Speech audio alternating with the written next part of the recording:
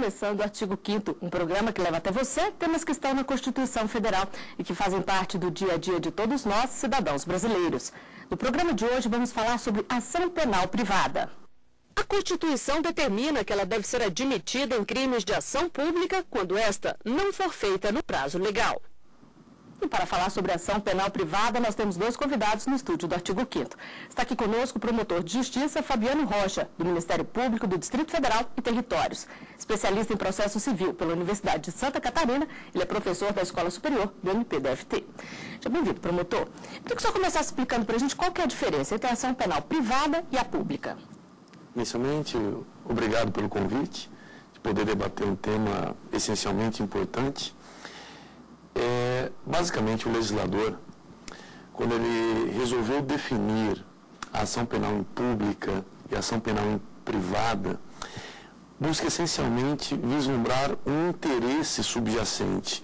Determinados tipos de crime, determinadas infrações penais interessam muito mais ao próprio ofendido, à vítima, do que necessariamente a uma intervenção estatal.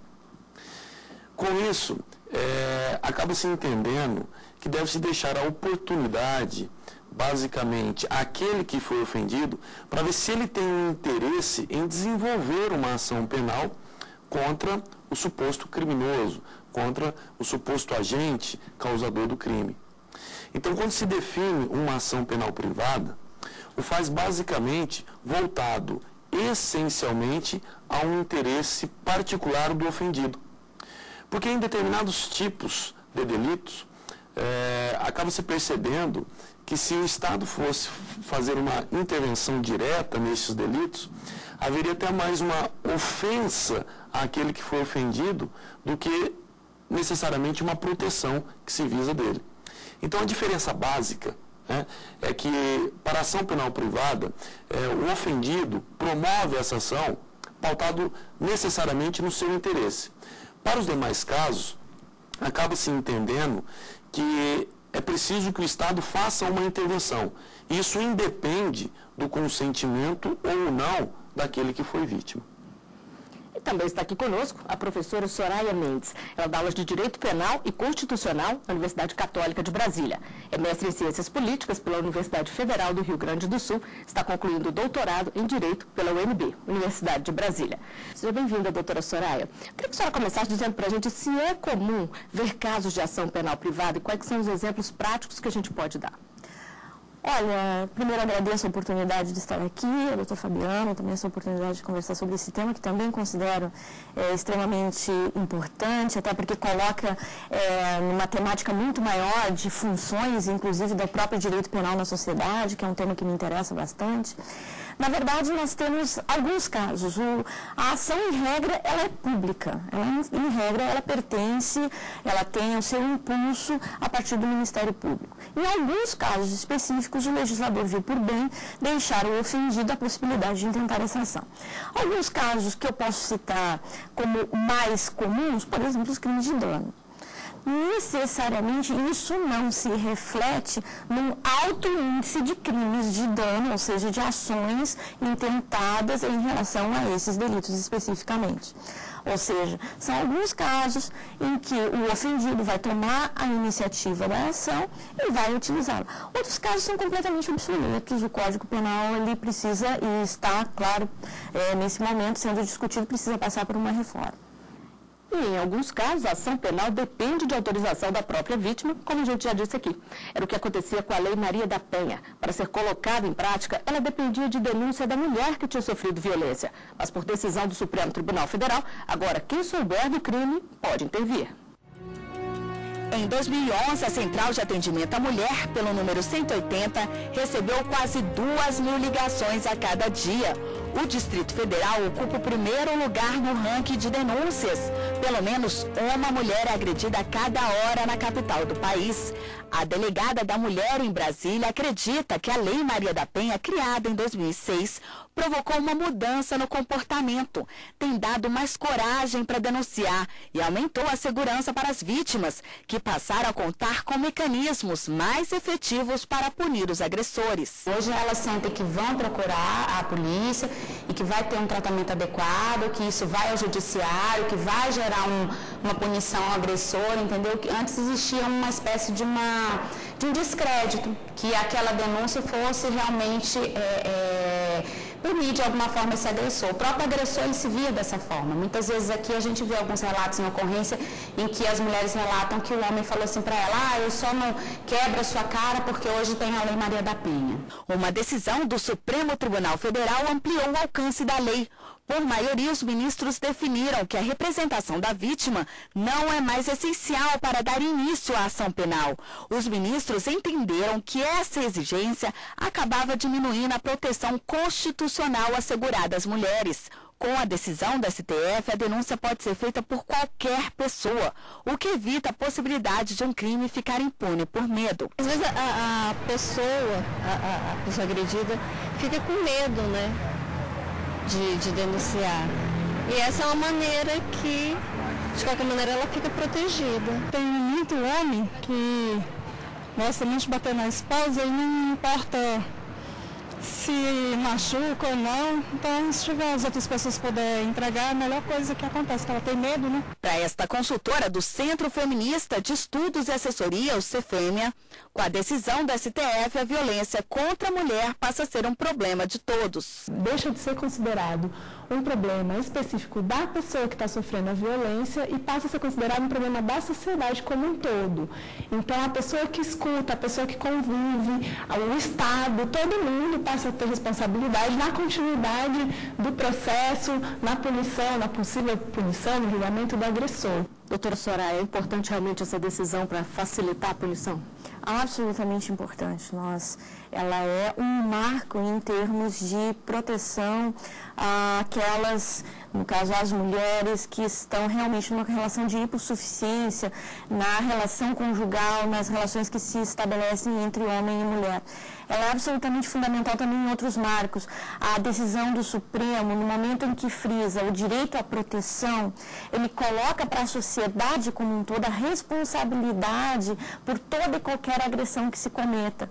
E também, sob a égide do Ministério Público, a responsabilidade de impulsionar essa ação. E isso é um reconhecimento do Estado. O Ministério Público, naquele momento, atua nesse sentido. Portanto, como alguém que age em nome do Estado. O Estado brasileiro está reconhecendo que esta é uma questão fundamental. O sistema processual, ele traz uma classificação definida, que a ação penal, ela é pública, condicionada e pública incondicionada. E tem a chamada também ação penal privada. Essa ação penal privada, como já esclarecido no início, ela é impulsionada pela própria vítima, com base no seu interesse particularizador, vamos assim dizer. Já a ação penal pública, quem dá início a essa ação penal é exatamente o Ministério Público.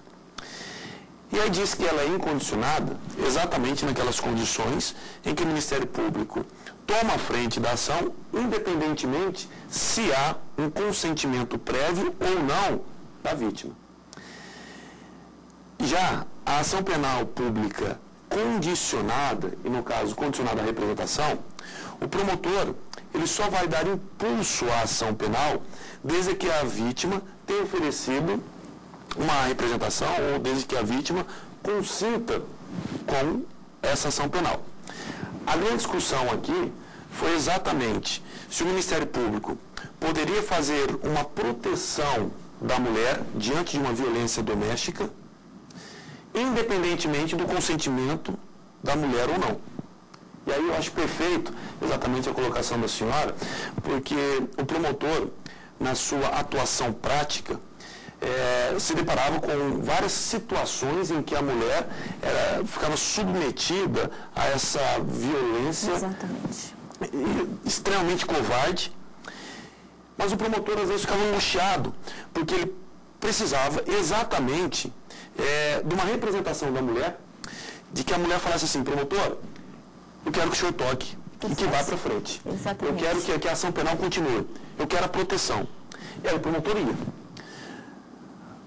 Mas havia, antes dessa decisão do Supremo Tribunal Federal, uma grande parcela de opiniões dos técnicos do direito, dos cientistas, né, de alguns tribunais, de parte dos próprios promotores, que eles sempre entenderam que, como a situação de violência doméstica é uma situação essencialmente grave e é, sem sombra de dúvida, um problema da sociedade, o promotor acabou entendendo, em algumas circunstâncias, que ele poderia tocar a ação penal porque não dependia da representação da mulher, não dependia da vontade da mulher. Se o senhor me permite, nós temos também já alguns estudos comprovando que existe um chamado ciclo de violência, e que tem um certo tempo. Então, o tempo de tomar a decisão, chegar à delegacia, registrar uma ocorrência, chegar até o judiciário e efetivar a representação que o doutor Fabiano explica, é um tempo suficiente para que houvesse toda uma nova... um novo alinhamento, um novo acerto dentro da relação conjugal, o que necessariamente não significa estão pacificadas as situações. Pelo contrário, somente um amortecimento daquela situação de violência. E aí a importância fundamental de ir chegando esta notícia ao Ministério Público, o Ministério Público poder tentar essa ação. Por mais que alguns digam que isso significa uma certa perda de autonomia, na realidade, a proteção, e eu acho que o Supremo, nesse sentido, as decisões, elas foram bastante acertadas, nesse sentido, as falas dos ministros, as razões de decidir, no sentido de que precisamos efetivar a proteção. E não podemos esquecer que o Brasil ele tem um território muito vasto. E durante muito tempo, a mulher ela se viu submissa àquele odioso regime patriarcal. E diante desse regime patriarcal, diante dessa submissão, muitas vezes a mulher ela não tinha, né, ou como também não tem, uma autonomia no seu consentimento ou na sua vontade. O que o Supremo fez? Acaba desprezando, de certa forma, a vontade da mulher em prol de uma proteção social que a mulher precisa diante dessa violência. Exatamente. Mas existem casos em que, mesmo havendo a denúncia, não são tomadas providências e aí pode ter início a ação penal privada? Na realidade, pode, né? Esse é um caso, a Constituição, o legislador constituinte, o Constituinte de 1988, viu por bem trazer para o campo dos direitos e garantias fundamentais, para o artigo 5º, tal como mencionado já de início, a possibilidade de ingresso pela vítima com a chamada ação penal pública, ação penal privada subsidiária da pública, se o Ministério Público não tomar a iniciativa que é necessária para o intento da ação. O Ministério Público pode tomar diversas ações, oferecer a denúncia, requerer o arquivamento do inquérito, requisitar novas diligências, mas alguma dessas ações deve ser adotada. E no próximo bloco você vai saber mais sobre a ação penal privada. O artigo 5º volta já.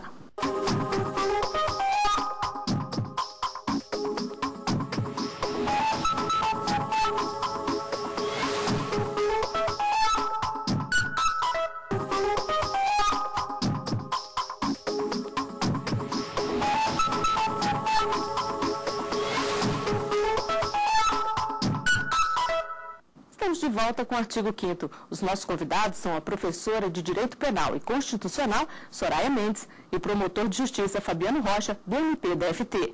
No programa de hoje, estamos falando sobre a ação penal privada. Existem casos em que a ação penal privada é subsidiária da pública, o que só acontece quando o Ministério Público não age.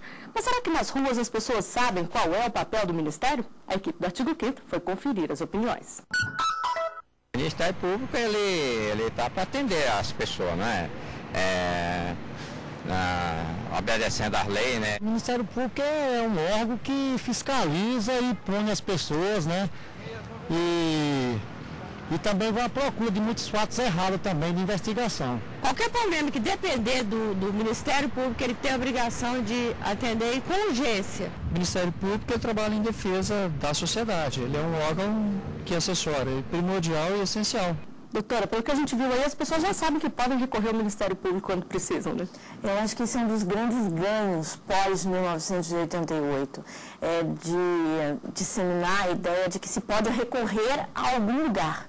Ou seja, no caso do Ministério Público, ainda não temos isso tão disseminado até pelas dificuldades estruturais com relação à defensoria pública também, que é um outro órgão importante, mas a preponderância do Ministério Público, seja nos termos que colocamos aqui mais processuais, mas em termos de efetivação de direitos e garantias, de possibilidade de aumento daquelas que são as necessidades básicas para uma verdadeira cidadania, isso é inegável, E a abertura do Ministério Público, com certeza, ela se coloca nesse contexto como algo fundamental. Poder procurar um promotor, uma promotora de justiça, o Ministério Público Federal em casos que envolvem, inclusive, coletividades, de direitos indígenas, de direitos envolvendo relações homoafetivas, por exemplo, isso tudo é muito importante.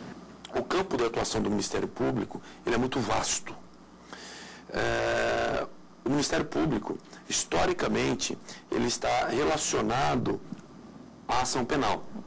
O Ministério Público, ele sempre teve um papel histórico relacionado ao combate ao crime, a processar pessoas que desviam dinheiro público, pessoas que praticam as corrupções, que praticam os crimes contra o patrimônio, os crimes contra as liberdades da mulher, ou as liberdades sexuais, os crimes contra a vida.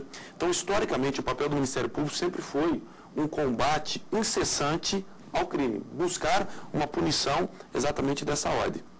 A partir da Constituição de 88, e aí a senhora foi brilhante no comentário, o Ministério Público ele ganha outros tipos de atuação, que bem, na verdade, já antecede 88, mas 88 isso se torna um status constitucionalizado. Ampliou a ação do Ministério. Ampliou, e com base numa Constituição Federal.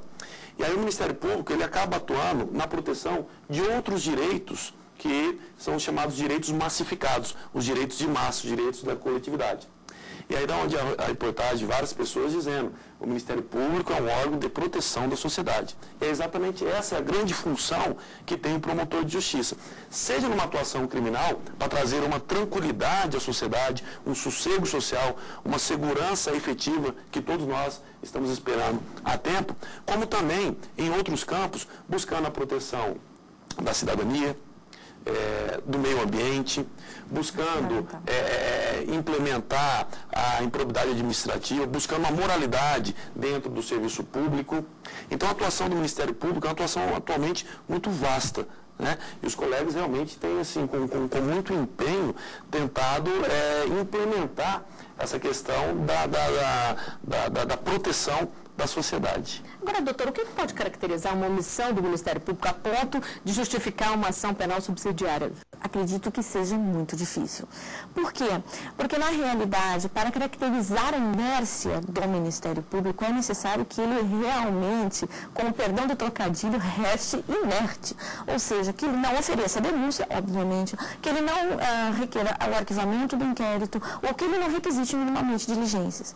Se nós recorrermos à jurisprudência do próprio Supremo Tribunal Federal, nós vamos ver que casos que chegaram à Corte nesse sentido, em regra, em todos eles foi demonstrado que não havia realmente a inércia do Ministério Público. Divergências de entendimento sobre qual o tipo de atuação, se deveria ter sido esta ou aquela, ou em que tipo de seara o Ministério Público deve atuar ou não, obviamente se tem, mas muito dificilmente. Se trata muito mais de uma questão institucional do que jurisprudencial e de algo que se reconheça.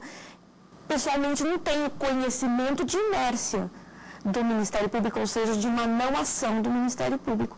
Agora, nós contamos com um sistema extremamente complexo, mas com muitos impedimentos em termos estruturais e de dificuldades, que obviamente faz com que o tempo das demandas se tornem muito maiores do que aquilo que a vítima espera. É importante que o cidadão tenha conhecimento que o Ministério Público ele é submetido a um controle, como outras instituições também estão submetidas aos respectivos controles. A ação penal subsidiária talvez seja um grande mecanismo colocado à disposição do cidadão, e diga-se, um mecanismo democrático colocado à disposição do cidadão para que ele possa fiscalizar a atuação do promotor de justiça. Porque se eventualmente o promotor de justiça ele deixa de agir, qualificando realmente a sua omissão, a sua inércia, é interessante que o cidadão saiba que ele, cidadão, ofendido pela situação criminosa, ele pode promover uma ação penal diante da inércia do Ministério Público. Acontece muito ou é raro, promotor? Eu tenho 10 anos de Ministério Público e nunca me deparei com uma ação penal subsidiária, né? São situações que posso qualificar como raras, mas nós não podemos admitir a hipótese que não exista ou que não possa acontecer. Mas é importante que o cidadão tenha conhecimento que há esse tipo de controle. É que, na realidade, o inciso específico, no local onde está posto, ou seja, no artigo 5º da Constituição, isso já traz um sinalizador desta garantia, ou seja, você, cidadão, você pode agir, é um direito, ser um direito fundamental. Então, somente esta sinalização já é importante dentro desse sistema.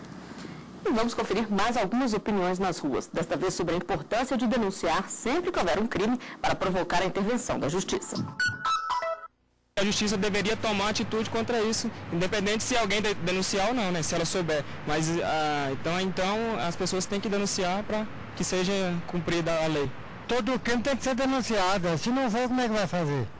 Como é que vai fazer nosso Brasil, nosso país? Tem crime acontecendo na cidade toda. Se a pessoa não fizer uma ocorrência, não tem como a polícia agir. Tem que denunciar sim. Eu estou de acordo que a pessoa deve denunciar sim. Doutora, pelas opiniões aí, dá para a gente dizer que as pessoas estão mais conscientes de que é importante denunciar? Eu acredito que as pessoas estejam mais conscientes ou cientes dos seus direitos. Necessariamente não significa que essas pessoas vão levar realmente ao conhecimento das autoridades os delitos cometidos. Nós sabemos que nós temos uma cifra oculta de delitos que é extremamente alta. Aliás, isso também é normal dentro de qualquer sistema, né? O doutrinador reconhecido Zaffaroni já disse, se todos os crimes forem efetivamente tipificados, se todos eles chegarem ao sistema, o sistema realmente não tem condição de dar conta deles. Agora, algo que é importante, no meu sentir, que seja discutido dentro deste tema maior que nos foi colocado, é de pensar exatamente quais são aquelas condutas que realmente precisam estar tipificadas. Quais são aquelas condutas que precisam realmente da proteção do Estado? Porque, nesse sentido, nós louvamos a decisão do Supremo em termos da Lei Maria da Penha, mas ainda, por exemplo, precisamos caminhar em termos de tipificação e repensar delitos como supressão de marcas em animais ser um crime de ação pública incondicionada e estupro ser uma ação ainda condicionada à representação. Então, mas isso não depende da atuação necessária, não depende da atuação específica, seja do Ministério Público ou dos demais, mas da modificação da própria estrutura do direito penal, isso no âmbito legislativo, né? O senhor concorda que é preciso repensar, promotor? Nosso sistema penal, ele é de 1940, nós tivemos avanços com isso, nós precisamos urgentemente colocar como prioridade a questão de segurança pública. E a segurança pública, ela depende de um sistema que atenda a isto. Levando-se em consideração que uma pessoa pratica crimes gravíssimos, às vezes crimes como de homicídio, que põe fim a uma vida humana. E às vezes você para e pensa que uma pessoa dessa pode ficar 2, 3, às vezes até 6 anos atrás das grades, ou às vezes em situações nem na penitenciária uma pessoa dessa chega. Então o sistema, ele é falho. O sistema de execução penal é falho. Nós precisamos urgentemente discutir isso de uma forma séria, para que se busque no futuro muito próximo uma segurança que é o sonho de todos. Agora, voltando a falar de ação penal privada. Caso que existem vários autores do crime, a vítima, ela pode escolher quem ela vai processar? Ela pode processar apenas parte dessas pessoas? Não. Isso não decorre ao bel prazer da vítima ou ela processar alguém conforme lhe aprouver. Não. Existe uma regra da indivisibilidade e aí, à medida em que uma pessoa praticou o crime, ela promove a ação contra essa única pessoa. Mas nós estamos diante de uma multiplicidade de agentes, ou ela processa todos, ou acaba se entendendo que ela está abrindo mão dessa ação penal. Não compete a ela escolher a seu bel prazer quem vai processar ou não. O sistema processual não admite isso. E quando envolve menor, doutora, muda alguma coisa? Na realidade, sim, nos casos específicos dessas ações, o menor ele tem uma representação para que promova ações no caso das ações privadas. No caso da ação que é incondicionada, ao Ministério Público, né, compete tomar as ações que forem necessárias. Existe um prazo para a pessoa resolver entrar com uma ação penal privada? Ah, com certeza. Nas ações privadas nós temos um prazo decadencial, né, de 6 meses, ou seja, a pessoa deve estar atenta a isso também. Ela não pode, daqui 1 ano, 2, 3, 20, ou seja, tomar uma decisão de que vão ingressar com uma ação penal. Nós precisamos pensar por um outro lado que ninguém pode estar com uma espada sobre a sua cabeça, e nesse caso a espada é a privação da liberdade, né, ou de restrições à sua liberdade. Portanto, é necessário que se tenha uma responsabilidade muito grande quando se trata com esse campo muito sensível que é o campo do direito penal. Agora, só para a gente encerrar, então, que avaliação que vocês fazem da ação penal privada? É um instrumento que tende a desaparecer ou que tende a ganhar força? Numa sociedade em que as pessoas estão conscientizadas, têm um melhor nível de educação, existe a possibilidade dessas próprias pessoas moverem as suas respectivas ações penais privadas pautadas no seu respectivo interesse. Eu não diria que há uma tendência em extinguir uma ação penal privada ou eliminá-la totalmente do sistema. Em algumas situações, até se discute realmente se não seria o caso da própria vítima tomar a sua ação penal privada em situações relacionadas sem violência, sem grave ameaça, algum desfalque patrimonial que ocorre para a pessoa, se não seria o caso dela mesma decidir se ela quer levar adiante ou se ela não quer levar adiante esse tipo de ação penal privada. Hoje em dia, as esmagadoras hipóteses de crimes são de ação penal pública incondicionada. Mas há uma discussão, e não é de hoje, de que deve-se ampliar até mesmo as hipóteses de ações penais privadas. Então, eu acredito que não se trata aí de uma tendência de eliminação. Talvez uma grande discussão, até mesmo para ampliar para outras hipóteses. E a senhora, doutora? Na realidade, também concordo com o doutor Fabiano, não creio que exista um movimento para a extinção da ação penal privada. Acredito que haja uma questão que é anterior a essa, é de se pensar exatamente quais são os bens jurídicos que queremos proteger. E neste sentido, bens jurídicos, a vida, a dignidade sexual, enfim, são todos bens jurídicos que precisam de uma proteção efetiva do Estado. Outros, tais como contra o patrimônio, seja no caso do dano, seja no caso de uma questão financeira, esses podem ser resolvidos em outras esferas que não a esfera penal. Eu vou repisar a ideia de que precisamos utilizar com muito cuidado o sistema de justiça criminal a partir dos instrumentos que o direito penal e processual penal oferece. Aumentar a segurança não significa aumentar o número de crimes. Aumentar a segurança significa ter uma ação efetiva com relação àqueles crimes que precisamos realmente que sejam combatidos, que precisam realmente de uma ação mais efetiva de todo o sistema, de absolutamente todo o sistema. Bom, e com essa constatação, nós chegamos ao final de mais um artigo 5º. Doutora Soraya Mendes, promotor Fabiano Rocha, eu agradeço a participação de vocês aqui conosco e a gente se vê na semana que vem. Até lá!